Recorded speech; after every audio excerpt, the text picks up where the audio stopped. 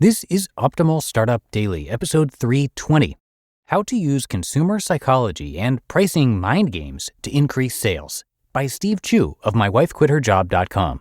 And welcome back to Optimal Startup Daily. My name is Dan, and I am your personal narrator and host here.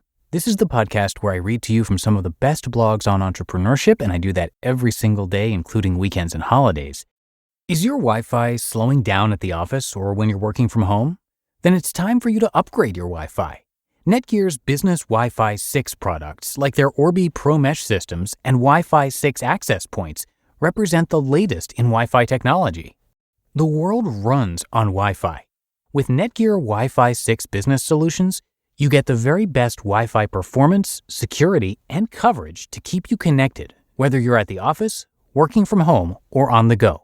Visit netgear.com/business and use code OPTIMAL10 at checkout to save 10%.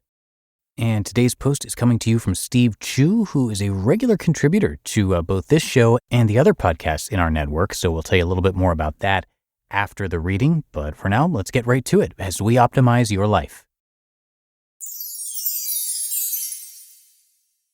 How to Use Consumer Psychology and Pricing Mind Games to Increase Sales, by Steve Chou of mywifequitherjob.com. Pricing your products effectively isn't just about assigning a set of numbers to items that you sell. It's also about managing perceptions and understanding consumer psychology. A common misconception is that customers shop primarily based on logical thinking. Especially with the advent of the internet and instant price comparisons, you might think that most purchasing decisions are made based on numbers and hard data. Make your customer forget about the percentages. Prices are rarely evaluated in absolute terms. Instead, most people evaluate discounts based on the percentage savings off the overall retail price. To illustrate this fact, let's say you're shopping at a store that sells a particular item for $20. Would you drive to a different store 10 minutes away if that other store sold the same item for $5? My Asian blood would force me to do so. Now, in a different example, let's say the item cost $10,000. Would you bother making the same trip if the item was $9,985 at the other store? The decision becomes a little more difficult. You are saving $15 in both cases, yet driving your car to a store 10 minutes away feels more worthwhile when you are saving 75% than when you are saving a fraction of a percent.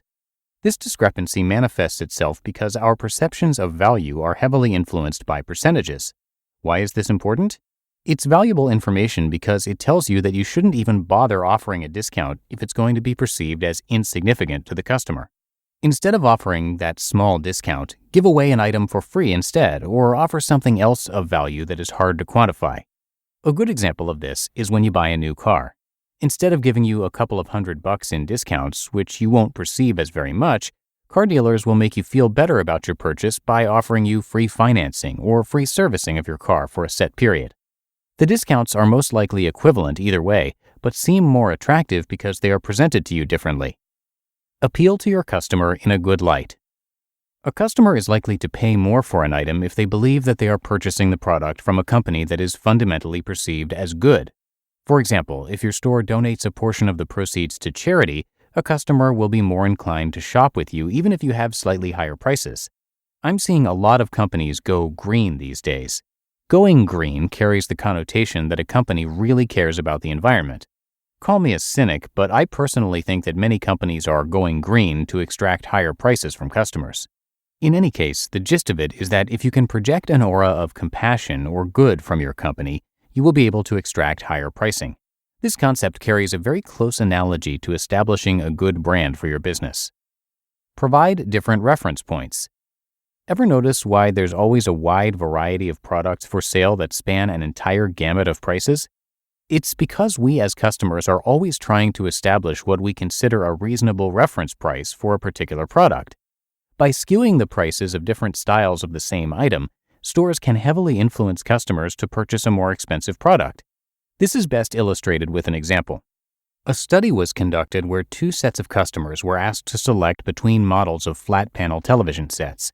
One set of customers were asked to choose between two television sets priced at $700 and $1,000 respectively.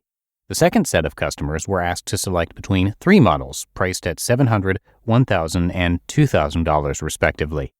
The results of the study showed that customers were more likely to purchase the $1,000 model when presented with 3 choices rather than 2. The majority of customers will stick to the middle of the road. By introducing additional high-priced items to your mix, you can effectively push a customer to spend more money because their perceptions of the median will be skewed. Another technique that works well is to introduce a really expensive item and provide a deep discount off the overinflated price. 50% off of an item that retails for $100 sounds much more appealing than 10% off of an item retailing for $55. If you are selling products that don't have an established price, this technique can heavily sway buyers to make a purchase. Frame your incentive in a positive light. Avoid negativity when presenting your prices.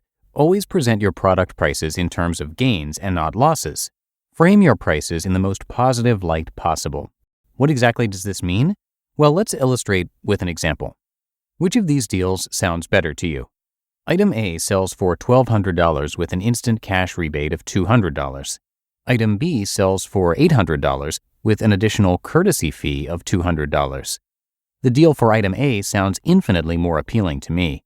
I personally detest getting nickel and dimed at a store. I hate being presented with a low price only to be beset with hidden fees at checkout. It's much better to present a higher initial price with incentives than it is to offer a lower price with an additional fee. Always present your prices in terms of gains, and your customer will always feel better about the purchase. Taking advantage of consumer behavior. The tactics I just presented are by no means a replacement for having a strong, unique selling proposition for your online store. After all, if you are selling the same stuff that everyone else is, then customers will comparison shop and these strategies won't matter. However, if you sell unique products and you want to increase your profit margins, then the tactics mentioned in this post are great ways to do so in a more subtle fashion. Make sure you think twice and consider how you structure a promotion before it goes live to maximize your sales. You just listened to the post titled, How to Use Consumer Psychology and Pricing Mind Games to Increase Sales by Steve Chou of mywifequitherjob.com. As you know, first impression is important in the business world, and having a functional website helps establish a great first impression. However, creating a consistent content calendar and constantly publishing new content is a tedious task. So what can you do to impress your audience and increase your brand awareness? This is where BKA Content comes in. BKA Content is a content writing agency with 10+ years of experience that does all the heavy lifting for you. They'll take over the responsibility of doing keyword research, brainstorming relevant topics, and writing the content for you. To make it work for you, they offer different size packages depending on the volume of content you need. Now, you can just focus on your strengths in other areas and have your blog posts delivered directly to your inbox, fully ready to be published, and watch your web traffic grow. If you need help with content writing, go to bkacontent.com/OSD to learn more and get your free month of blogs. That's bkacontent.com/OSD to learn more and get your free month of blogs. And thank you to Steve. When his wife became pregnant and she planned to stay home with the baby, they knew that they were going to need to find more income. So they started a little online store called Bumblebee Linens. Well, in just a year, they were able to replace his wife's salary of $100,000 per year, and they started My Wife Quit Her Job to document it all, including income reports. So eventually, Steve was able to leave his job too, and since then, he started the Sellers Summit, which has been virtual during the pandemic, and you can learn more about that at sellerssummit.com. He's also gone on to do videos, and you can find his work on YouTube, and a lot more. So come by mywifequitherjob.com to check it all out. And thanks again to Steve for letting us share his work today. But that's going to do it for this episode. I thank you so much for being here with me and subscribing to the show, and hope you're having a great start to your week as well. And I'll see you back here tomorrow, where your optimal life awaits.